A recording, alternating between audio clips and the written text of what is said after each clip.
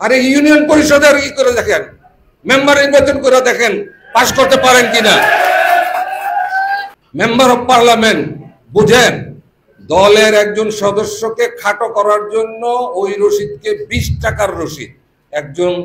এরপর শুরু হলো যে আমি বিএনপি করি না, আমি বিএনপি করি না, আমাকে প্রমাণ দিতে হয়। জায়গায় জায়গায় নানানজন বলে বিএনপি করেন কিনা, উনি বিএনপির কে।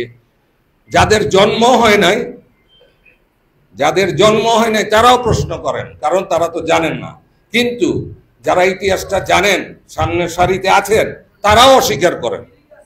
বিকজ ব্যক্তি স্বার্থ, দলীয় স্বার্থ না, ব্যক্তি স্বার্থ, যে আমার তো চেয়ার যায় গিয়া।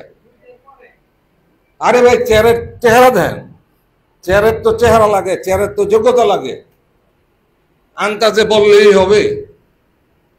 আরে ইউনিয়ন পরিষদের ই করে দেখেন, মেম্বার নির্বাচন করে দেখেন পাশ করতে পারেন কিনা। মেম্বার অফ পার্লামেন্ট বুঝেন ওইটা কি। আপনি যদি আমাকে বুঝাইতে পারেন আসেন, আমি পিছনে চলে যাব। ঢাল নাই, তরল নাই, নিধিরাম সর্দার। তারপরে আমি যখন প্রমাণ করতে ব্যর্থ হলাম ওনাদের কাছে, তারপরে আমাকে ডেকে নিয়ে যাওয়া হয় এবং আমাকে যোগদান করতে বলে। আমি তখনও প্রশ্ন করেছি, তখন বলে এরা ঠিক আছে, এরা বলতেছে যেহেতু এদের উত্তরটা দেন। এই যে উত্তরটা দিলাম, উত্তর দেওয়ার পরে তো উত্তর ওনারা পায় নাই। আমি যে বললাম হ্যাঁ আমি এখন ওনারা বলে 20 টাকার রসিদ নিচ্ছে। দলের একজন সদস্যকে খাটো করার জন্য ওই রসিদকে 20 টাকার রসিদ একজন জেলা বা মহানগরের একজন নেতা জাতীয়তাবাদী দলের সদস্য পদকে 20 টাকার সদস্য পদ, এটা কি বলতে পারে? মেধা কোথায়?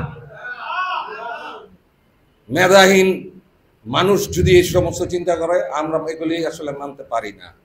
আরেকটা জিনিস বলতে চাই, কোন সাংবাদিক প্রশ্ন করেছে, সাংবাদিক ভাইরা শুনেন, কোন সাংবাদিক প্রশ্ন করেছে তাকে যে উনি তো কেন্দ্রে যে যোগদান করে আসলো, আপনাদের অনুভূতি কি?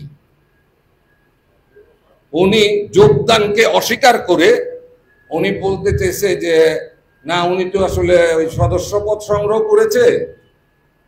আমরা তো যারা বাঙালি খাবার খাই বা ওই খাইতে যাই, তো বাঙালি রেস্টুরেন্ট, বাঙালি হোটেল এবং রেস্টুরেন্টের ডিফারেন্স বোঝে না তারা।